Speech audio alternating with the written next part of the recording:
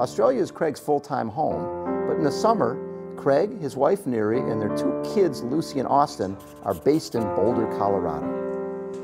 The key for any athlete is not just the training you put in, but how your body recovers from that training so you can get out there and push hard again tomorrow. After returning home, Neri puts together a recovery shake for Craig with honey milk and assorted fruit and nuts.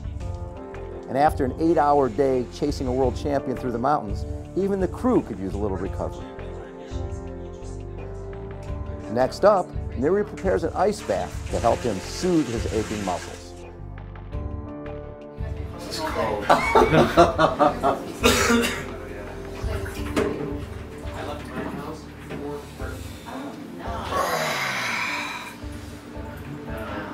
How good does that feel? That's a shriveler. It'll feel good in about 2 minutes when everything goes numb. Craig stays submerged in that ice bath for a solid 15 minutes. Later, we had the opportunity to sit down with Craig to discuss the day, his career, and the importance of the upcoming Ironman World Championship. So Craig, today you were out there for what, 6-7 hours?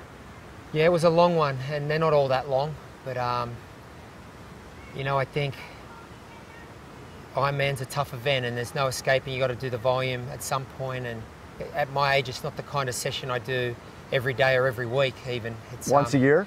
Yeah, it's a once or twice a year type thing. Okay. So usually I do it once up here at altitude. Right. And that's what Rennie and I were laughing about today. Now we've got a 12-month leave pass from that session. So, but it's good. It's good. And it's not the kind of session you do when you're building into fitness either. I think you need to have a little bit of fitness behind you just to get through it. Right. So you're 8 weeks out from the most important day of the year. And I've talked to Tim and Tony DeBoom about what they feel like before Ironman. And this is 6 months before the race. And Tim says, you know what? I can make myself ill right now thinking about what I'm thinking about the night before Kona. But I know you're a little different because you really come alive. Well, I love the challenge, and I'm not going to lie, it's nerve-wracking, and I'll say this, last year was a very stressful year. I remember after winning the first one, defending the first time, it felt like a fun year. Yeah. Everything was fun, free and easy. You're already a champion. Yeah. There's nothing to lose. Absolutely, and then I guess you go and validate yourself in some degree as an athlete by defending something that hadn't been done. Very few people, not since the boom. Yeah, and a lot of personal satisfaction comes with that. As I said before, it's one thing to win, it's another thing to win when everyone's looking at you and factoring their race strategy around you, and you're expected to win. To come through in those circumstances is very rewarding. I will say after that, leading up to last year's race, it seemed to be a stressful year. It didn't seem to be as fun as it had been. It became more like work. And I understand the business side of it and the promotional side of it, but that had always been there. I don't know, I think, and that's why I marvel at what Paula did and Dave and Mark, because the more you win, the more the pressure builds. And the only way that pressure's released is when you get beaten. So this year's been fun again. You know? I bet it has been. It's been great, and I'm back to doing it for all the right reasons. And you know, I think it's just my personality. Last year I'd won a couple for myself. I wanted to win for my sponsors and for everybody else. And I think with that comes a lot of pressure. But this year, 8 weeks out, I'm counting down the days. I'm looking forward to going back. It's going to be a challenge for me. And it's a wide open race. Well, it is a wide open race. What's nice with Chris McCormick not coming back, defending champion not coming back, which sort of sometimes, I remember when Chrissy pulled out last year, it was like chaos. Yeah. Nobody knew who to mark. Taking Chris out of the mix, I think certainly opens things up. It's, by my way of thinking, the pressure and the focus will be spread amongst five or six guys. Yeah, absolutely. Germans are expected to get a win. Marino's, everybody's had great races this year. Marino set the world record, then Andy came and broke it. The Germans, there's a lot of pressure building on the Europeans to deliver. Yeah. I guess Chris and I have had a mortgage on the race for the last 4 years.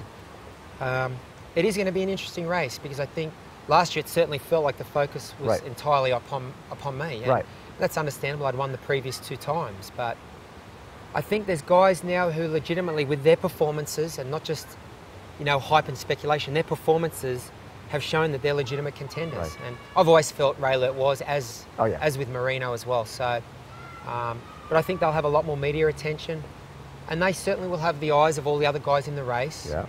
focused upon them and watching their every move. That's sort of nice for you. Well, it is nice. I mean, I think hopefully it'll spread the work a little bit in the group when someone tries to make a move. Yeah. It's not up, and I remember Macca saying that same thing too. As defending champion, by default, you're expected to close every move, every break, and I mean, who's dangerous and who's not? You know, last year, Timo and Marino went, and then Andy went, and you know, you try and shut those down, and then Faris and Aniko went. Well, they're all either past champions or top 5 place getters, podium getters. It's not like anybody who's just a cyclist. Absolutely. It's not like someone who's 150th on the GC. Right. It's a yellow jersey contender. Exactly. Taking off. You got to go after them. Absolutely. And I think that responsibility usually falls to the defending champion. So this year, it's going to be an interesting race. Without the defending champion, it certainly opens things up a lot. And it'll be interesting to see how it all plays out. You've gone back a long way with Chris McCormick. You guys, you know, in the sport in Australia, and for the last 4 titles, you guys have won all 4 of them between the 2 of you. Did he surprise you last year? He did. I'm not going to lie, he did. I thought he would be competitive. I wasn't riding him off like a lot of people were. Right. I mean, he had the race of his life. No question. So after a decade of racing in Kona, you think, you know, from any athlete, you think you may have seen everything that someone's got to offer. Right. But he had another race up his sleeve, and I think he thrived on the fact that no one thought he would win. Right. And it gave him some freedom in the race to do things that otherwise, you know, in the past, the first 5 or 6 years he came in as a favourite, and he had everyone breathing down his neck. He had all the media commitments. Every time he sneezed in the race, everyone would change gears. And I don't think we can ever accuse him of not being a savvy racer. Always been a good tactical guy. Yeah, I think the rap on Chris is he can win races you don't think he can win.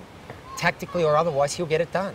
And to be honest, it's disappointing he's not going to be there. For whoever wins the race this year, yes, you want to beat the champion. Of course. And, I mean, I think that being said, he has the right to choose whatever path he wants to go down. But, you know, I can see from a media standpoint and from a marketing standpoint, I think it's important for any race to have their defending champion there. Notwithstanding the fact you've got to respect what any individual athlete wants to pursue in their career. Right. So, but you know what? That leaves a whole lot of opportunity for everybody else. So, and nobody 38 has ever won this thing. No, they haven't. So, and I'm sitting next to a guy who's 38, who's probably in the best shape of his life. Well, as I said before, I'm not one for figures and numbers, and you know, I don't know the stats on who was the oldest and who was the youngest, but you know, there's an old saying: if you're good enough, you're old enough, or if you're good enough, I guess you're not too old. So, you know, no one wants to be known as the oldest to do anything, but if that's the case, great. If I don't win, I'm not going to use that as an excuse, because I can promise you I'll be in great shape in October and in September for Vegas. And you know, I don't look for excuses. I just want to race the best people on the biggest day. All right. Well, your career has been littered with that, with beating the best people on the biggest stage, from Lifetime Fitness, the first 70.3, to 2 wins in Kona, and we look forward to seeing you in Vegas, and then a month later in Kona, and hopefully 2 more titles. That would be nice. Hey. 1 out of 2 wouldn't be bad. Oh, nah, 2 out of 2 would be better, but hey, beggars can't be choosers, I guess. But hey, thanks for having me, Bob. It's always great fun. Thanks for all your time. Yeah, thank you.